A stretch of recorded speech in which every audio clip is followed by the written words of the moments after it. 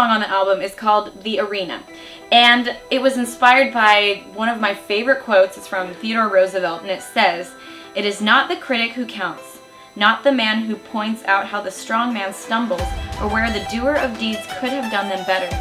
The credit belongs to the man who is actually in the arena, whose face is marred by dust and sweat and blood, who strives valiantly, who errs, who comes up short again and again, because there is no effort without error or shortcomings.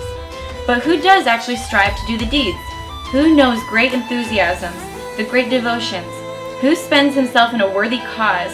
Who at best knows in the end the triumph of high achievement, and who at the worst, if he fails, at least fails while daring greatly, so that his place shall never be with those cold and timid souls who never knew victory nor defeat." Bam! Enough said. I love that quote. It's so inspiring to think about. If you're gonna fail, I'm gonna fail while daring greatly. I'm gonna fail while giving it my all, because that's the only way I knew I could be happy with myself. And that is, when I started music, that attitude got me to where I am today.